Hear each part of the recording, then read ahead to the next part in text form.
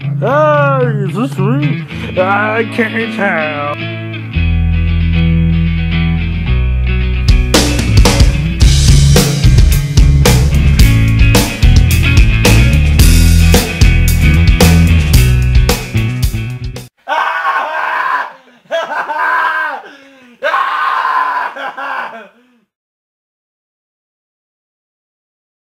Okay, finally balance this thing up here. Well, this video, I figured since I finally I'm looking at it on my phone here now, so I have to keep up all the names and albums and everything like that, because I'm bad with names sometimes. I finally got The Devil's Rain.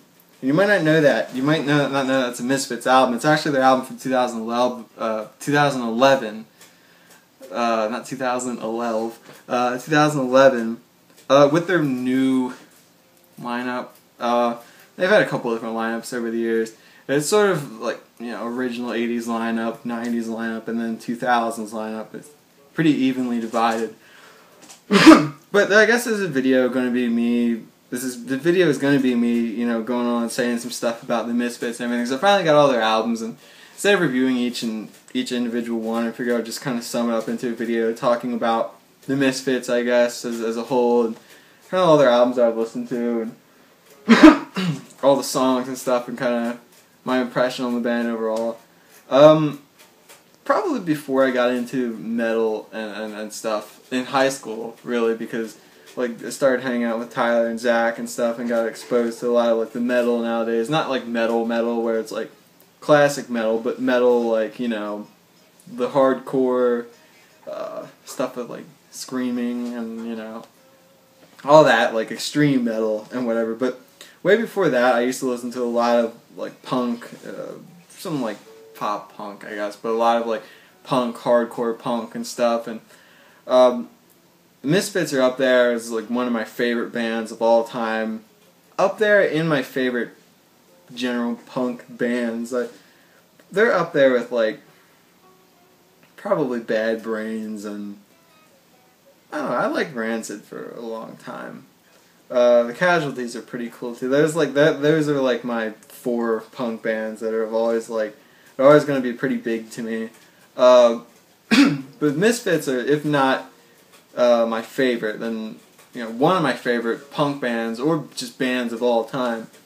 I guess I credit this band for getting me into a lot of music that I listen to now, because if I just went from listening to whatever else I could have ended up listening to, that wouldn't have led me down this path to listen to the bands I listen to now and get enjoyment out of it.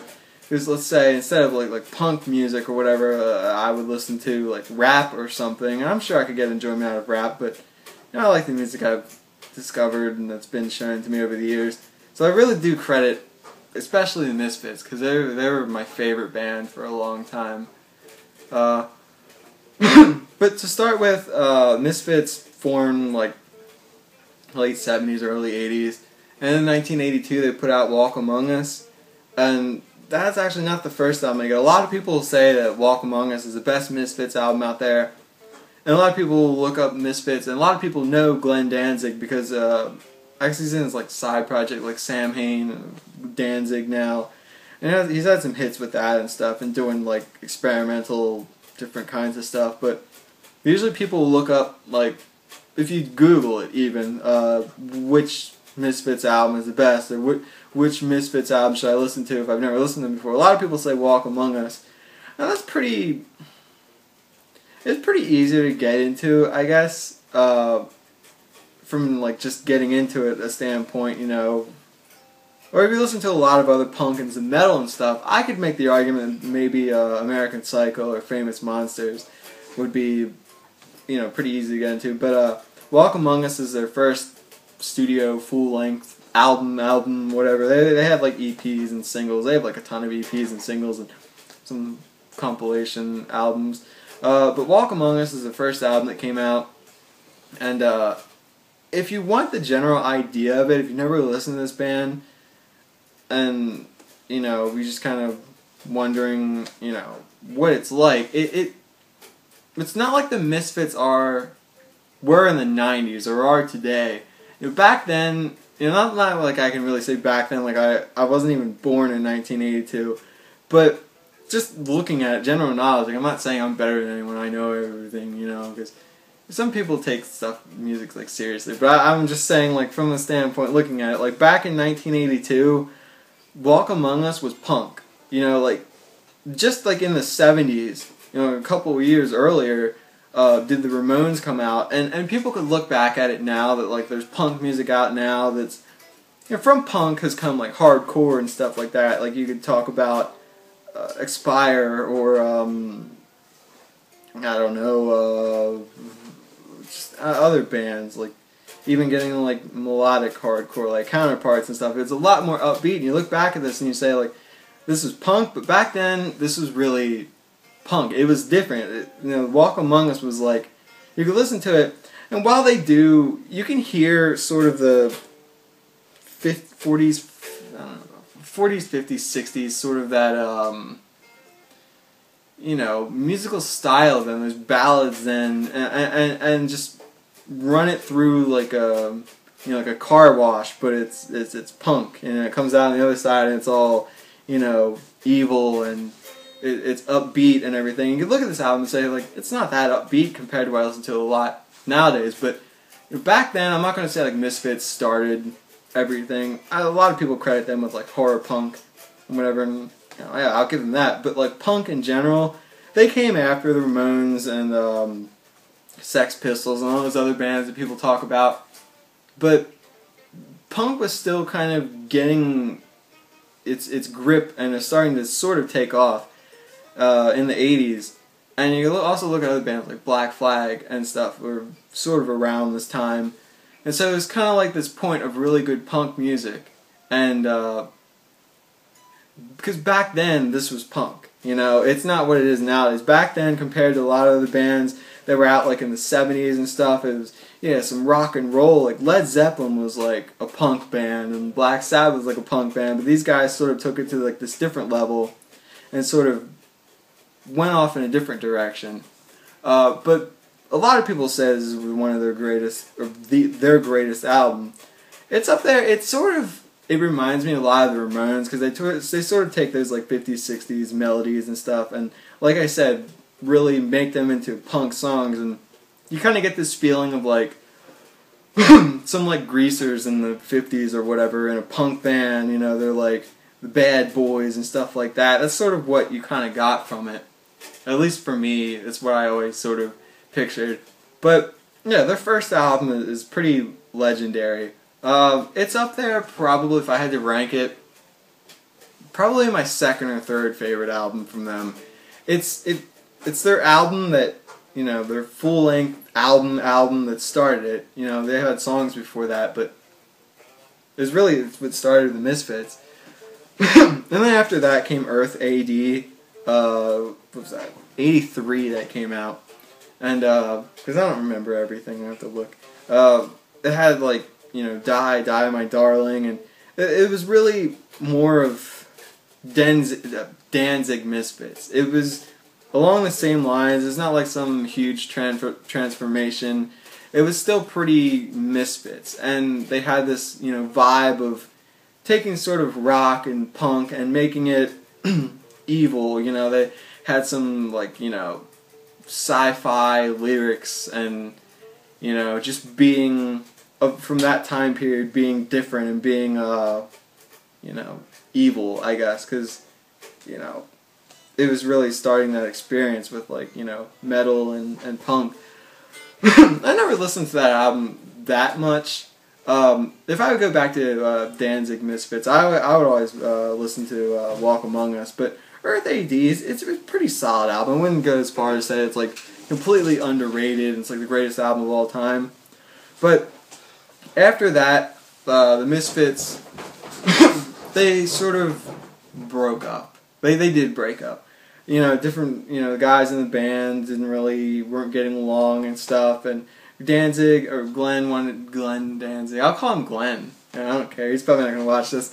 Glenn decided to go off and, start Sam Hain, and which is like Danzig, and experiment with some different stuff, go into like some metal-ish stuff and experiment and really do his own thing, because he sort of, you know, I guess was getting not too big for the band, but like his imagination, what is his creativeness, he felt was getting too big for the band. So he decided to go off and do this and that and whatever. And so Doyle and Jerry, I think they went to work as like mechanics, I'm pretty sure. Either mechanics or woodwork. I'm pretty sure they were mechanics. Some type of family-owned garage that they worked in. And then time goes by and blah blah blah blah blah. And then you get up to like the 90s, and Jerry Only, well, the reason it's Jerry Only is because it was like their first album they put out. I don't know how to pronounce his last name, I would struggle with it. But basically they put out Jerry Siaf, whatever. And people didn't know how to pronounce his last name, so Jerry Only just said, just put Jerry Only. So being smartasses, they literally put Jerry Only instead of just Jerry. So he's Jerry Only.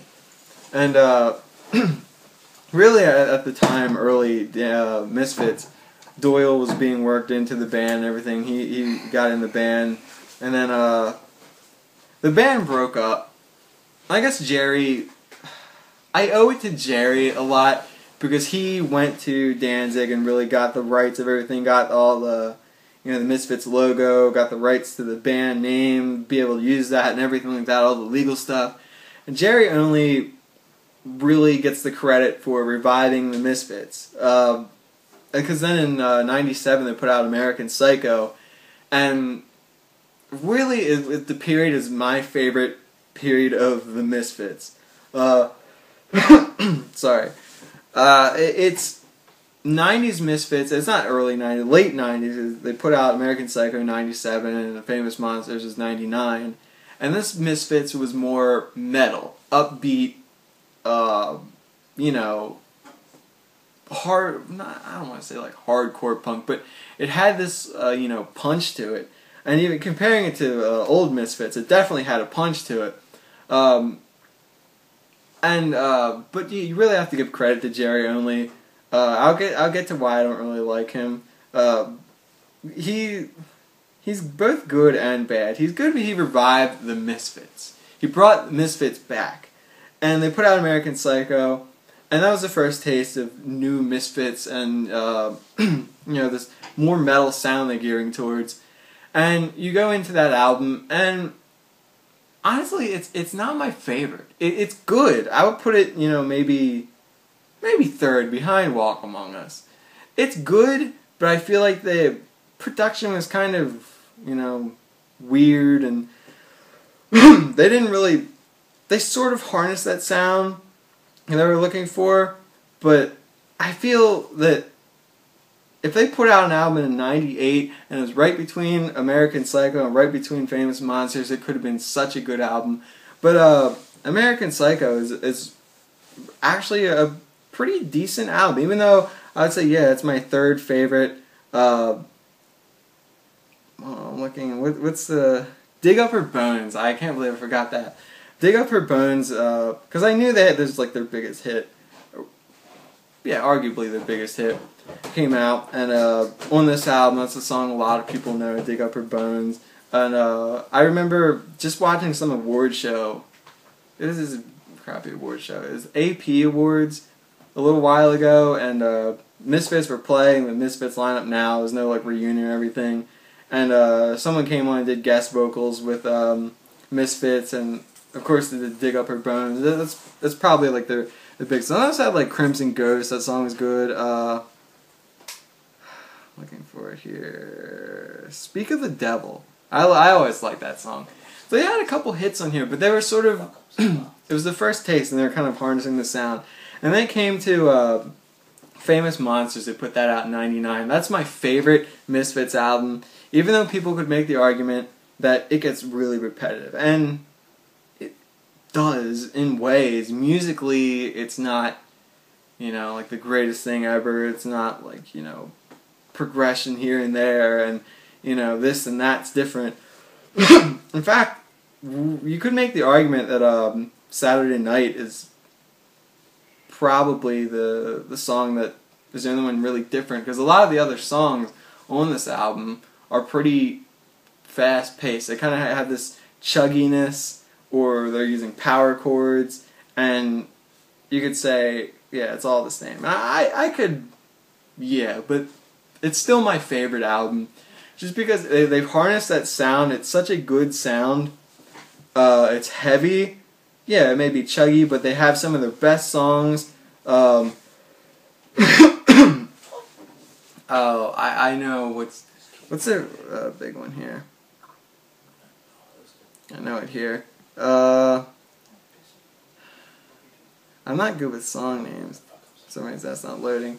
Forbidden Zone. That's probably my favorite song off the album. They have like Saturday Night, Helena. That's the one. A lot of people dig that song.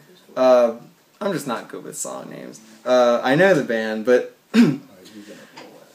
really this is the album that's like the most metal from them. And then what kind of makes me iffy about Jerry Only is the guy has, you can kind of tell, you can smell it from like a mile away. The guy has an ego. So after Famous Monsters, which is, they're going in a great direction in my opinion. Doyle decides he's out. Graves, the singer they got for American Psycho and Famous Monsters, he's out. He's such a good singer. I like him. He really showed off his vocal range, I think, more so on Famous Monsters, because that's another sort of downside. Not downside, but something I liked more on Famous Monsters. I wish he would have did on American Psycho. Is he showed off his vocal range, but on American Psycho he seemed to be pretty withdrawn about it a lot. He seemed to kind of go in this old Misfits direction. Well, it was their first album after the original Misfits in the 80s, but he seemed to be pretty withdrawn. And Famous Monsters, he really showed off his range and everything. He's honestly a really good singer. People could say, oh yeah, punk music is yelling and stuff, but Michael Graves is a really good singer. Then the drummer Chud, he left too, and basically the lineup that they had, except for Jerry Only, everyone left. And then they put out Project 1950. I've never listened to that album a lot. I mean, I know this is a review of like the Misfits, you know, the total Misfits, but I just haven't listened to their new stuff a lot. It's, you know, it's not that it's terrible. And to go with that, The Devil's Rain, which is 2011, both those albums aren't terrible. It's just kind of the spite that I have against Jerry Only. It's just, I don't really want to listen to, even though they got Marky Ramone on Project 1950, it's still that I just kind of, I'm not huge on Jerry Only. I appreciate that he brought back the Misfits and everything, and put out two of their best albums. You know, American Psycho and Famous Monsters never would happen without Jerry Only. But after the 90s and stuff, they moved on. Like I said, the two 2000s albums that they've had, it's, you know, they're gearing towards the better production of the 2000s and kind of following up that more metal sound, hardcore-ish, more abrasive sound that they, well, not abrasive in a bad way, but you know, that punch that they've been going for. They harness that a little bit more, but, and the songs are still fast paced. I'm not that big on Jerry Only's vocals. No offense to him, you know, it's just, they should have stuck with Michael Graves. Graves was incredible. Even Danzig, the style that he sang back then, was still, I liked it more. The order, you know, vocalist, I would say Graves, Danzig, and then Jerry Only. And it's a simple fact of missing Doyle. Even though Doyle, he's not like the greatest guitarist of all time. It's that presence, that stage presence, that, you know, just knowing that Doyle is in the band, and Doyle is Doyle. You know, he's huge, he's scary, he kind of personifies the Misfits a little bit. Even though Jerry only came up with the Devil Lock thing, he kind of started that. It's still, when you think of Misfits, a lot of people think of Danzig just because of the name, but you think of Misfits, you think of Doyle, and I wish they would bring back Doyle, and I know there have been like talks of a reunion, at least to some extent, but things always just seem to fall out with Jerry and Danzig, because mainly going into recently, Danzig filed a lawsuit against the Misfits because when Jerry only decided to start the Misfits again, or kind of bring them back, he got everything signed over to him. Danzig really signed over the logo and everything. And in case you couldn't tell, a lot of people these days have Misfits shirts, Misfits this, that. If you even look up, like a merchandise website, they have Misfits this, that, and those, and everything. They have a Misfits logo on. Especially the shirt. It's one of the most popular shirts because it's a very popular band. People like the band. And this band does have a historical significance in the punk realm of music. But what Jerry only did is he really mass marketed a lot of the Misfits stuff. And it began to sell, and it kind of became, oh yeah, Misfits shirts. And it's, people buying stuff. And then Danzig kind of, you got sort of mad because the original deal, at least from what I read, was that Danzig gets a cut of everything. And apparently Jerry only wasn't paying him that cut of everything. And he went behind Danzig's back and signed some other stuff. And, Danzig thought he wasn't getting what he was due. So it's just the simple thing that you don't think the Misfits are going to happen again because some members don't like each other. But I know Doyle is played on stage with Danzig a couple times, and that's really cool. I like Jerry only because he brought the Misfits back. And he started the Devil Lock. And he seems to be sort of a saving grace of the Misfits. But at the same time, he's an egotistical asshole. And if a reunion ever happened with Danzig and Doyle, I would be happy if Jerry only wasn't a part of that. But really, that's just kind of my overall opinion on the Misfits going through their albums and stuff. And it's kind of weird because people that don't really know the Misfits a lot. I remember when I first started getting into the Misfits and hearing, reading. I just thought the Misfits were like this band that put out albums consistently. Then once, when I first started getting really into the Misfits and reading about them and stuff, it was kind of weird that I never knew that they, were an 80s band, early 80s band, then they quit for like 15 years, then they're a late 90s band, and there's another lineup change, and there's really 3 eras of the Misfits. But all time they're going to go down as one of my favorite bands, especially Famous Monsters. That's my favorite album.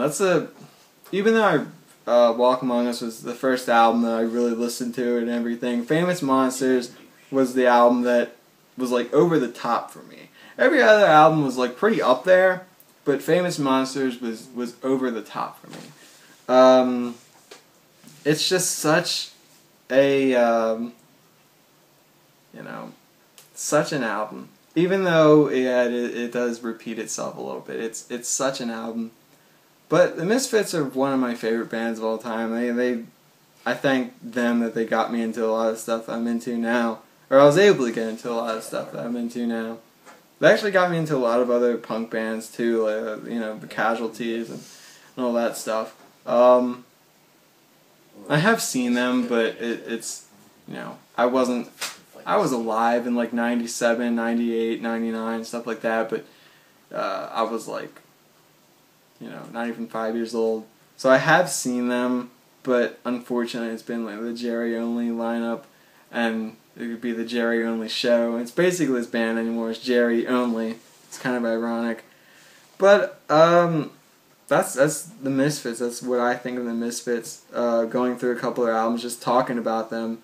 And I might not know everything about them, and but they're always going to be one of my favorite bands. I know it's a pretty cult band out there. They have a good following, and they're one of my favorite bands of all time. So I feel like I finally got all their albums may as well talk about them a little bit in a video. And yeah, I mean, that's favorite. Just real quick, I guess to do something. My favorite 4 Misfits of all time. Well, my favorite lineup is late '90s. My favorite singer is Graves.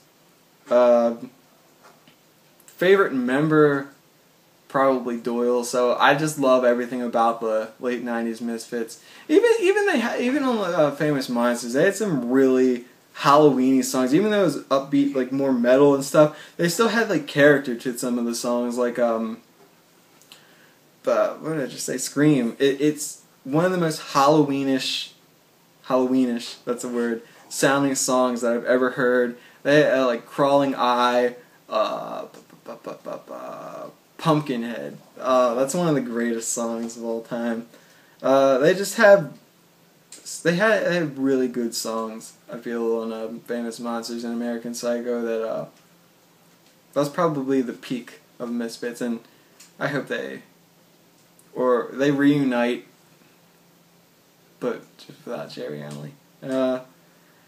But that's the Misfits to me. Their early Misfits was pretty good, but people expecting like this hardcore punk band would be a bit surprised of what they sound like and everything. But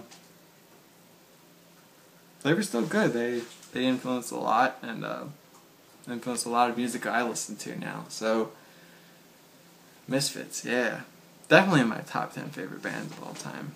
So I'll see you later. Thanks for watching.